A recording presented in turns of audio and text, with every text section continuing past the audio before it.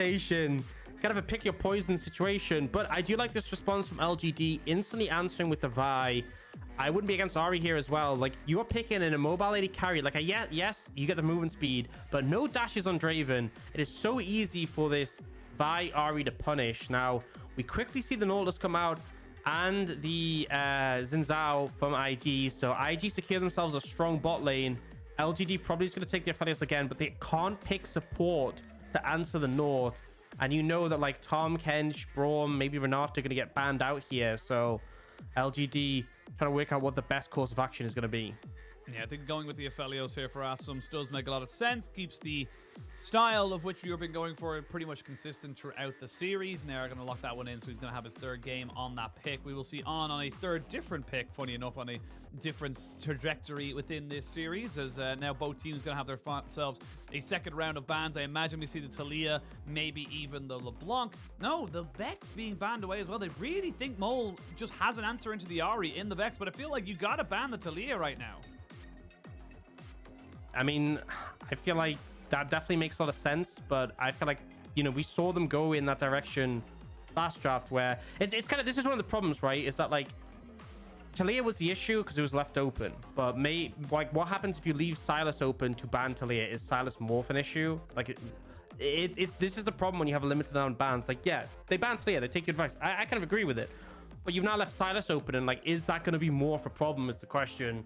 So we'll see how that ends up panning out. Regardless, though, we see the Braum band, and then it's actually the Alistair. So LGD, you already have engaged between the Vi and the Ahri. You could go for like the Tom Kench here if you really wanted, but it looks like they might try and have a little bit more pressure in terms of trying to get on top of Arn, and they go for the Leona matchup we've seen time and time again between the Leona and the Nautilus. And now, does Mole take the Sylas here? Does he go in a completely different direction? Do we see Zika on the Gwen again? Those are all questions we're going to get answered in a couple of seconds. All questions that will be answered tonight on LPL Live, I guess. But the Mole will get himself onto the Sylas, which was banned away from him in game number 2. So finally get to see him on something that can be very, very proactive. And honestly, the mid-jungle combination of Shun and Mole on Xin Zhao and a Sylas is kind of terrifying. Like, yes, we know the Ahri and the Vi is great when they hit level 6, but this pre-level 6 is actually so disgusting with the single target CC and just the chase down it has. Oh, yeah, for sure. And I think, like, having that ability to stay onto your targets can make such a massive difference. Now, does he do it? Here's my question. Does he bring it out? Does he go for the matchup again? Looks like it might be a change of pace, Oisin. And this is something we've seen time and time into the Gwen as like a counter. You know, back when Gwen was super broken in spring, this was one of the picks. It was Kennen, it was Akali, were like the two counters. And you have kill pressure. Level 9 is really where your kill pressure spikes when your Q cooldown is like as low as possible. So another cooldown the energy cost, so you can spam it when you have your ult available. But the thing is, like, Akali we often see picked in a Sylas as well. So LGD are kind of going, look, we're confident that Akali can hold off anyone you send to the side lane. It is also not the easiest target to dive, but for me, for both teams, it's kind of like a focus around bot, which I'm kind of concerned for IG, because IG are better at leaning towards top side. You have like the Gwen, the Gwen and the Xin Zhao, which is like a super powerful combo. Obviously able just to pop those, both of them pop those ultimates and just like create so much space against auto attackers and range champions. But I feel like you need to be leaning pressure bot, and I just think that the Vi and the Ahri are going to do a better job of that. And if this Draven gets shut down, he's really going to struggle to get back into the game.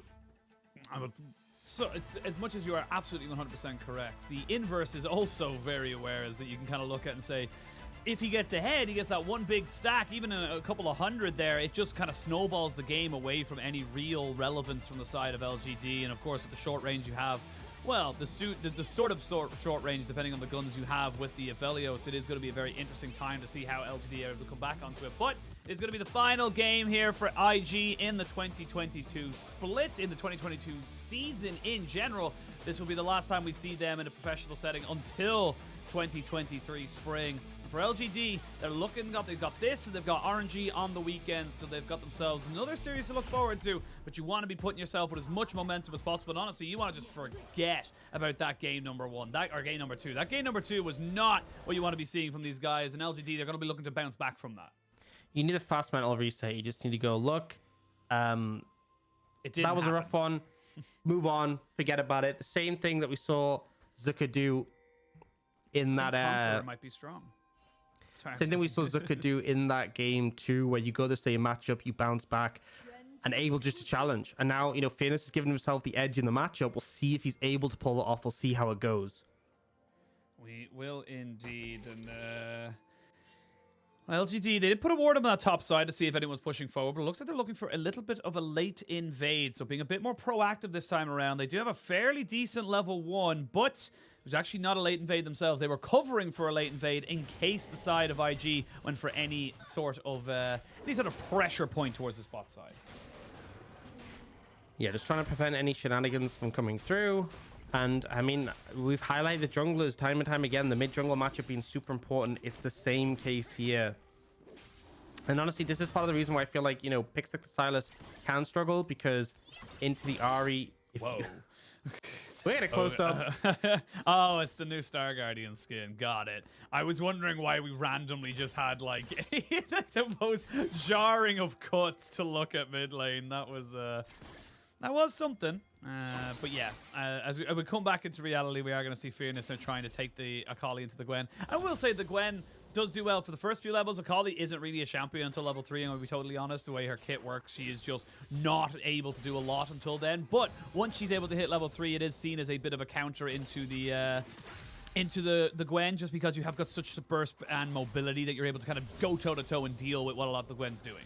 I mean, honestly, I'd say even level 3 doesn't really drastically change. Like, you know, level 3 you start to function, but I really think like level 9, the problem with Akali is Akali just kind of tanks the early game, but she's so strong if you get at the later stages.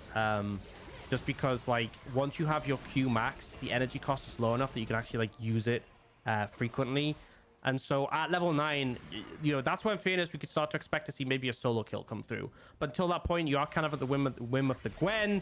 Fearness is doing a good job trading, but right now, obviously pushing the tower, a lot of pressure. Something happened bot, a lot of pressure coming out onto this Aphelios, but it's that mid lane. You know, as I said, this is one of the weaknesses of the Sylas.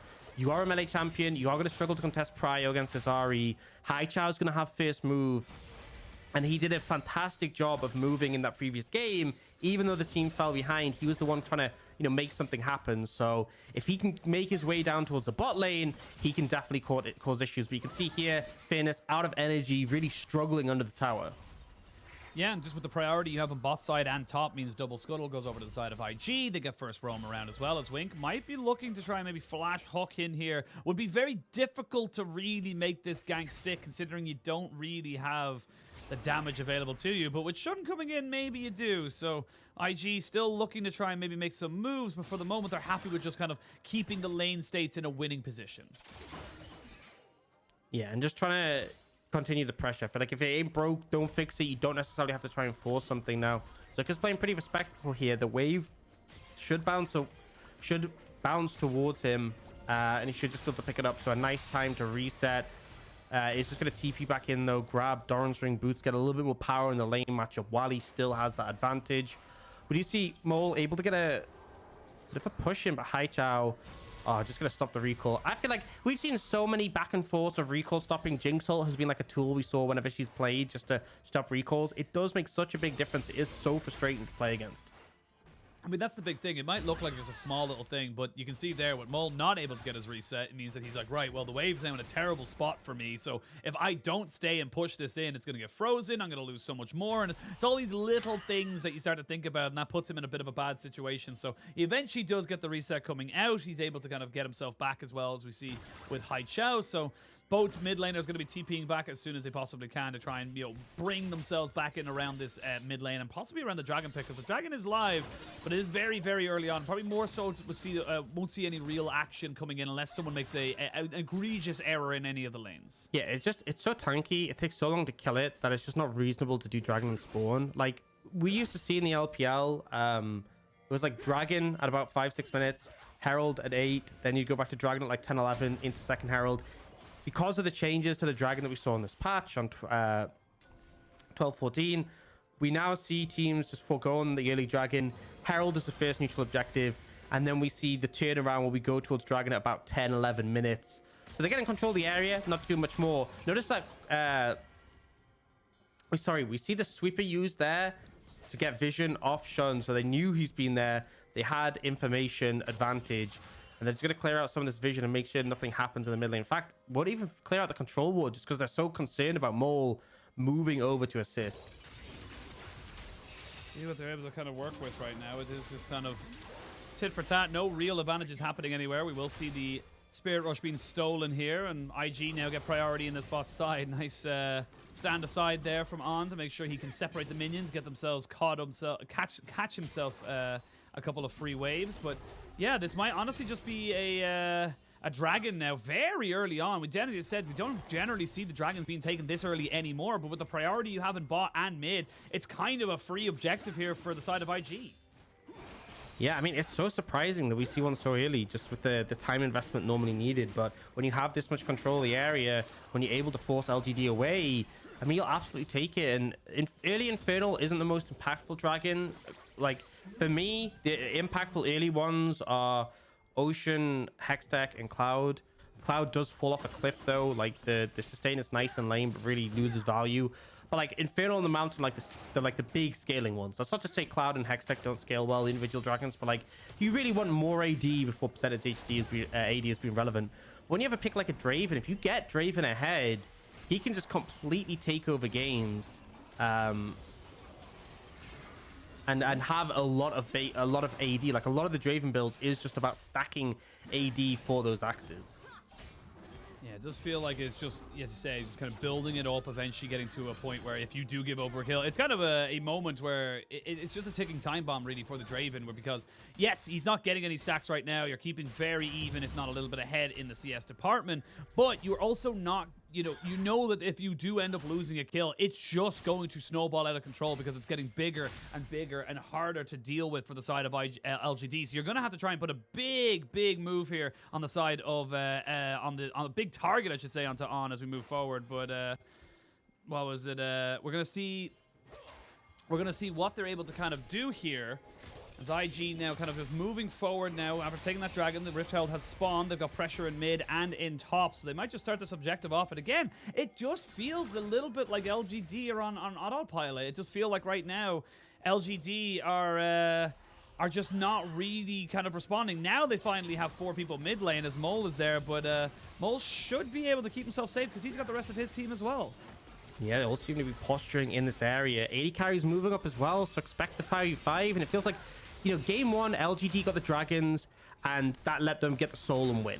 Game 2, IG denied the dragons, and now LGD's adapted again. They're trying to deny this first Herald, and IG just aren't in position to contest it. So Herald pickup, and because IG brought the entire team up to try and contest this one, we see nothing gained on the opposite side of the map, right? Draven isn't picking up any plates on the bot side, and IG really get nothing than a front row seat to watch the Herald get taken down.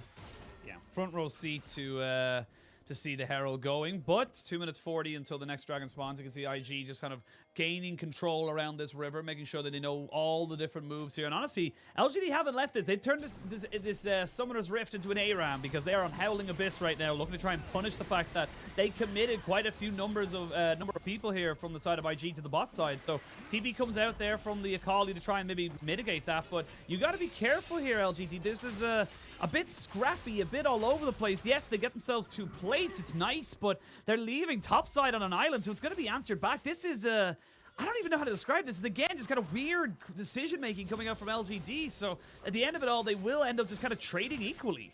Yeah, I mean, at least to get those 2 plates mid, and hopefully Assum can just stop Zika from taking any more here. But you see what's ended up happening is because of all these rotations, Fearness has lost out quite a bit in terms of farm. Like, you look at both the solo laners, they're falling behind. LGD so focused on moving around, haven't been picking up these waves, and now Zika on this Gwen. I mean, you wanted ideally the Akali matching up into the Gwen to be able to find favor in the matchup. But, you know, if he does end go up against the Draven, you'll take that too. And Fearness, level 8, doesn't quite have the Riftmaker yet, but is approaching that level 9 point where you really start to become a big threat on the Akali. Now, Sean, just not having the same level of impact or as we dom on the Wukong in the early game in game number 2, but not exactly throwing it away as we saw with Quay in game number 2 on the Xin Zhao. So we'll see what they're see what they're able to work out from there. Zika's just gonna be able to absorb this wave, and it's just ping-ponging right now. We're seeing TPs come in to cover waves. We're seeing good moves from either side to make sure that they're not losing out on either trade. And with 50 seconds to the next dragon spawns, if I actually get themselves another Drake, that's where the game starts to get a little bit funky. I will say, though, you get a Chempunk chain sword now finished up here for the Vi. So in terms of a straight stat stick, he's looking very, very powerful with the HP and, of course, the AD as well. A little bit of the healing mitigation is also nice, but right now it is just a tit for tat, a ping-ponging of waves as both sides just wait to find themselves their opportunity. And that's 220 stacks now already and still rising here for on this Draven. So 1 kill can really change the dynamic of this bot side as the Crown of the Shadow Queen finally gets picked up here for IG. Yeah, I mean, this is how a lot of, like, we sometimes have the Draven games where they get domination lane, teams play for them, they cash in, they cash in, they cash in, and they get a ton of plates, and it really benefits them. I feel like this is one of the ones we also see where nothing really happens, the Draven gets a ton of stacks, and then it's just a flip. Does he cash in or does he die and lose 75% of them? And also, you got to remember that, like, this is one of the big changes that everyone thought was going to make Draven broken, and it took some time to come through before we really saw Draven start to come in the meta. But if your ult hits someone and leaves them at, like, below the amount of stacks you have health, it just executes them. You get the cash in. So you get combat power for having those stacks. If you can connect your ultimate onto a low health target, we could see Arn get a big cash in, and that could really snowball this game in one direction. Yeah, Dragon has been aggroed for the moment, and it looks like LGD not really in a position to try and cover this one here. You've already got the Gwen in mid lane, so Zika is going to be able to clear it off that wave, and honestly TP back top should he decide to do it. So there's not really a lot of a counterplay available to LGD because Fearness have TP down to that bot side when they looked for that play in mid lane. It's the after effect, if you will, of that play. So Dragon goes over, IG now. It's going to be Cloud Soul, which is a much stronger soul than it used to be, as Mole finds himself maybe caught. Oh, actually, why would you throw that out? Duh, you need to know the information there, Mole. And honestly, I think Lyrics hopped up on Copium. This guy is clearly washed. I'm joking. I'm just brutal. I'm a harsh mistress, man. You got to be consistent at all times. But yeah, that one was he wanted the proc on his passive on his auto attack, but sadly didn't expect it to be a Leona. Yeah, I think just really underestimating what the enemy team has. Just a lockdown between like the Vi and the Leona, really hard to deal with, and the Crown gives that initial burst of defensiveness, but you're not that tanky right now, and LGD doing a pretty good job of just finding that pick. We'll see the replay here, and it just, yeah, ends up being a bit disrespectful, a bit of an overstep. I feel like knowing the Leona's there, you shouldn't go for this. I think maybe the play was, okay, we have Nautilus coming down, we can make this happen. But yeah, I don't know. Maybe I think he was just using the chains for, yeah, for the attack speed, as you said. Yeah. I don't think he expected Leona to be there. I think he expected JinJiao to leave. Yeah, which I think that adds up. Yeah, that checks. We checked the numbers. That adds up. But 2 dragons is the only thing really being the differentiator between these two teams, as IG and LGD find themselves at even Stevens. IG not having the explosive early game that we've seen from them so far. And actually, Riftmaker picked up here for Fearness already. So he's actually significantly ahead in terms of a mythic completion. But I imagine with Zika responding or recalling right now, yep, there it is. He's just going back to pick that item for himself. So has got the extra benefit of the Merc Treads. So doing fairly well in terms of the CC and, of course, the magic damage available to him. As on sitting on 300 stacks now. And we're going to be on, we're on watch as the Draven will be stacking up ever so more as we come into this. Has got an Immortal Shield bow. Still yet to see Assum go back to pick up his first item. And Zika now in the spot side with the Riftmaker. If Assum gets a little bit too close, can definitely punish, but even in a 2v1, maybe in a 3v1, I wouldn't put Zika as the fourth one, but we're going to see them maybe go into this one here. They're going to be flashing in as Zika tries to get himself away. The Ignite not really going to do a lot to try and get you away from this one, my son. And in a 3v1, you just lose, but it's going to be a tier 2 for the Rift Herald on the top side. Gwen ain't immune to that, and I mean, just a fantastic job from the Vi there. Just, I think the main thing is that we've seen before the ult on Vi gets cancelled if Gwen, like, shrouds, so making sure you're using the flash to get in range. The shroud couldn't come through. The ult connects. The CC is layered. The damage is done. Fantastic job from LGD. They are still down on those dragons, obviously, as we've mentioned before, but managing to mitigate, you know, the gold advantage that we've seen IG set up game 1 and 2, and here actually having a lead for themselves with that dragon, with that tower, sorry, being taken mid. It's only going to be about 1,400, but LGD having that advantage, a big change up for this series. Yeah, definitely so, and we can see them now being a bit more proactive. And like I said, in a 2v1, I maybe say Zika's got himself an advantage, but in a 3v1, he definitely does not. And I like this from the side of Quay, recognizing, look, if I want to get my ultimate off on him, I need to be inside the shroud, and that's exactly why he flashes forward. It's exactly why he puts himself right between him and the tower, because he knows that if he doesn't get that engage off, they're not going to be able to get the kill. They still get the tower. Rift Herald did go over to the side of IG, and it's a much slower tempered game. We're a little bit more LCK vibes in this particular game as we're waiting to see how things kind of go. There's not really huge amount of action coming out from either side, but coming back into the kind of game state right now, it's 55 seconds till the dragon spawns. It's only about 1,000 gold lead, not even a little bit over it, to be perfectly honest, as On now picks up the mid wave. You've got 1.5 items kind of crinkled around everybody, and it's going to be on IG now to really make some moves here and try and just get this soul point. If they can get themselves up to 3 dragons before 20 minutes, that's actually huge. Yeah, and honestly, the movement speed shouldn't be underrated from Cloudsoul. Cloudsoul was buffed. It's now 15% movement speed flat, and then you obviously get the burst on your ult. And Haichao would love to have had that. Yeah, oh, he will get the Spirit Rush out of him, as we're going to see the Rift Herald being dropped down. They're going to get the Everfrost down, but a dash away, so he is sconned. Means that he's not able to go for him, because Shelly's a little chunkier, a little bit more of a chungus in this particular set in the second Rift Herald, is going to be able to kind of push that one away. So they are going to try and maybe jump onto Assum here, but Assum is very isolated away from his team. They will put down some decent wards, but Mole hasn't been spotted out just yet. He might just flash over the wall. He doesn't even need to, because he can jump straight on top of him with a stolen Spirit Rush, and they find their mark. Wink, I don't know how you missed that hook. JinJiao will still lose his stopwatch and almost certainly will still die, but that should have been a little bit easier for the side of IG. But at the end of it all, they still get 2 kills, and right before the dragon. They got what they wanted. They set up well. They burned the ult from Haichao, so LGD had no right contesting this dragon, and they even find a pick to follow up. IG going to be able to secure the 3rd dragon of the game, and yeah, still a slight deficit, but they get the dragon, they get the 3rd, and as I said, 15% movement speed flat, 50% when you cast your ultimate. If they can get that soul, it would be huge. And yeah, I mean, you know you're not going to contest this dragon with Ahri having no ult. Assum tries to take the safe route in quotation marks, but nothing really safe when you're playing up against the team available here. And yeah, that Nautilus dredge line, not the best. I not just the best don't know we've how he seen. missed it.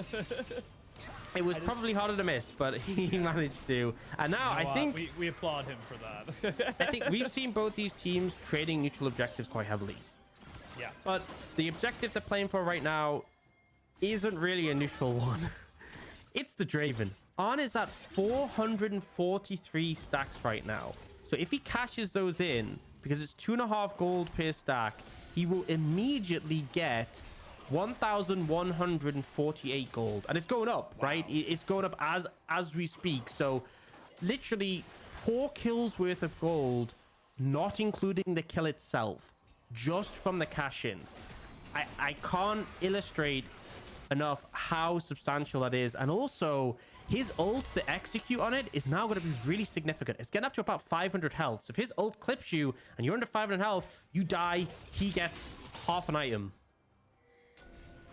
Yeah, That is a scary prospect. And this is the time bomb I talked about. This is the issue that you come into. It's like, yes, On has not got a cash in. You're keeping in tow in terms of items and CS and everything. That's great. If anything, you're actually a little bit ahead in CS. So well done to you. Collector just being picked up there by Assum. But it is answered by the Lord Dominic's regards. And you can see just how much harder it's becoming now for the side of LGD to just contain what's going on right now. Zika has about half his mana, so he's going to try and jump straight onto Fearness, who is just stacking up those stacks, not even using his ultimate just yet, because now he knows that the Shroud is down. So moving forward, he's going to be able to take this turret. Honestly, I don't even think Fearness can really deal with this. He's now a champion, but one Q takes about a third of his health bar, so he's going to have to be very careful with how he's moving about these fights. Yeah, and we saw the Akali pick come into the Gwen. It really hasn't worked out that well. And the thing to mention is that, like, current Gwen scales really strong. Oh, this might be it. This could be it. They're looking for him, and they'll get it. 1,300 gold going over, and the bomb has very much gone off. And honestly, without a jungler, how can you contest this? You don't have a flash on JinJiao either. This is just going to be a Baron, and IG just blowing up the game. Man, I can't wait to see the gold graph on the back of that play with the cash in. The cash in into the Baron, like how steep it will be. LGD are trying to contest, but they have no smite. Nope, they have no smite. Wink now has no stasis, as he's going to go down and be a bit of a sacrificial lamb. Now we're going to see JinJiao going in, but a great stand aside. That was so nice. The stolen solar flare stops Fearness from going anywhere, but he was in the Shroud, so they back themselves away. They get themselves 2 kills for 1, a Baron, and out of nowhere it was a very close game. Actually, a 1,000 gold lead for LGD has now turned into a 3,000 gold lead for IG, and straight away he's already on to 2 parts of his Infinity Edge. Man, it's just crazy. If you look at the execute, so it's 508 damage it'll do as an execute. And we see it goes out initially, and then the return just deletes him. And yeah, the 300th the kill, and then 1,313. I think that's the biggest cash in I've ever seen for a Draven. They did recently buff it to 2.5 gold per stack, but that looks like the biggest I have seen in a pro game. And now it's just like such a substantial advantage. That plus the Baron as well gives so much of a lead over the IG. And the problem is, right, LGD had the gold lead, IG had the dragon lead, but with that one passage of play, IG just have everything. Yeah, IG just get absolutely everything they also get. Bot lane turrets, there's another little bit of gold going over to them, about 500 between themselves. As you can see now, Mole, he has got a Spirit Rush, so he's going to be able to try and just Spirit Rush multiple times, but with the CC lockdown, this was the Vi Ahri combination we expected to see, but Mole hasn't died just yet. He's trying to turn it back, not quite able to do it, but you lost 1 member, and you're losing 3 towers, probably even an inhibitor. What's Assum supposed to do? He walks up and he dies. There's no way they can defend against this, and Mole, despite going down, did his job because he survived for long enough. Yeah, I mean, I'm gonna be honest, I don't even think this is necessarily a bad play for LGD. Yes, they lose the in here, but at least they stopped the Baron push. And now the flank is coming in. It's a 4v5 on the map. It's a 4v5 on the map. I'm looking for a 2v4 here, but it's very difficult to get on top of this one here. The movement speed's going to be good. You don't have an ultimate there from Quay. The charm will land. The Everfrost not quite flash away. The hook does go in very nicely, and On gets himself another kill. He's starting to ramp up on this Draven as the rest of IG just kind of bring down the hammer. This is gold diff right now. This is just stats diff coming in. But there's JinJiao looking to maybe try and find an opportunity to get on top of him. He doesn't have the shield of daybreak anymore. They jump back onto Assum, who flashes away. JinJiao now in a lot of trouble as the immunity comes in there for Zika, and Zika's moving forward, trying to be aggressive. The rest of LGD shall survive, but you gained 1, lost 3, and it just looks like IG are finally in gear. Yeah, IG managing to win out the fight despite the numbers disadvantage, and now moving over to the dragon. Should just be able to pick this one up and get themselves soul with the lead they have as well. Pretty huge, 5,000 gold ahead off the back of that play. And you know, the cash in isn't as big now as it was before, but On getting another kill here, he is going to be so strong. Yeah, I mean, we can see it there, just coming in 300 plus the 225, so he gets himself 500 gold. on a 1 kill. And that's the thing, is that yes, you're giving over kill goal, but because it's a Draven, you're giving over more. And it's always going to be more. It's all, even if it's only a little couple of hundred, those couple of hundreds could be the difference between an IE and not an IE. So we're going to be coming back into live, and I imagine he's going to have that and then some coming into the rest of this game. And he's going full crit, which I absolutely love. We sometimes see the Eclipse being built in, but he's going full crit, one-shot territory here with the spinning axes. And yeah, this is just on, and they actually got the soul off that as well. So there's going to be Cloud Soul coming in. LGD didn't get a single dragon, so this is just huge. You can see how fast they are right now, just roaming around the map. Just the outer combat movement speed is just really doing wonders for them. Yeah, I mean, they have it's 14% out of combat movement speed plus 15% flat movement speed. Plus you have like the W movement speed buff for Draven. Like, they're just so fast moving around the map, and they hit harder than you. Like, look, 478 is Arn's out of combat movement speed. That is ridiculous, just to be your wandering around speed. And then even in combat, it's still gonna have a substantial amount. They try for the engage, it doesn't connect. At LGD, I'm struggling to see a window. They need to blow up this Draven, or they just won't be able to find a way in. Yeah, and even then as well, like we talked about the movement speed, but the slow resist coming out as well. It means that if that solar flare doesn't land perfectly in terms of hard crowd control, it doesn't matter, because you can see just how little the slow really does. Normally you can see it landing on the edge and you can catch up to it, but because it just doesn't have the same level of impact with these two dragons, it's just not really relevant right now. So it's got to be in the center, bullseye or nothing, as LGD find themselves pinned back. All their outer turrets gone. They only have 2 inhibitor turrets and their nexuses left to kind of stand. And this is just feeling like IG are just going to take their time, move around the map, make sure they're crossing their I's, dotting their T's, and getting themselves a W on the board. Absolutely. And I mean, I feel like IG, we've always seen that potential from them, having the strong early games, but sometimes struggling to close it out. Game 2, they crushed. In Game 3, it wasn't the fastest start. You know, LGD had the edge, but just finding their way into these fights. I think that Sean and Mole did fantastic jobs of just finding those picks, finding those key members. But on here, on the Draven, this is why this was banned Game 1 and 2. This is why they had to respect it. And I think what was really strong as well was the fact that, you know, we saw all these threats to the Draven, the Vi, the Ahri, the Leona. Arn didn't even let them get near him before he cashed in. He used his ult to cash in from a distance with the execute, and therefore it was very low risk, because losing 75% of their stacks, like, bear in mind that was the amount of gold that he would have got from the cash in, like that he did get from the cash in. If he lost 75% of those, that is a game-changing amount of gold. So played it super respectfully, got the cash in. He's now mega strong. An auto onto anyone will just decimate them. Like, he's hitting minions for 900 damage. Champions will obviously be less, but with the Lord Doms, still such a substantial amount. I mean, Wig is hunting right now. They do have the Baron going to be live on the map pretty damn soon. There he is, pops himself up, and now we're going to see Shun going in. They land down the hook as well, and JinJiao not really in a position to survive. As I say that, they just kind of shift their focus because they're trying to take down On, and they will do it, but it's an 80 carry for 80 carry right now, and you can see the Akali finally drops, and now Mole can be the carry of this fight, and he cleans up the rest of everyone on LGD. Yes, they lost the Draven, but it was too far gone because there's 3 or 4 other threats on IG. You have to respect every single one of them.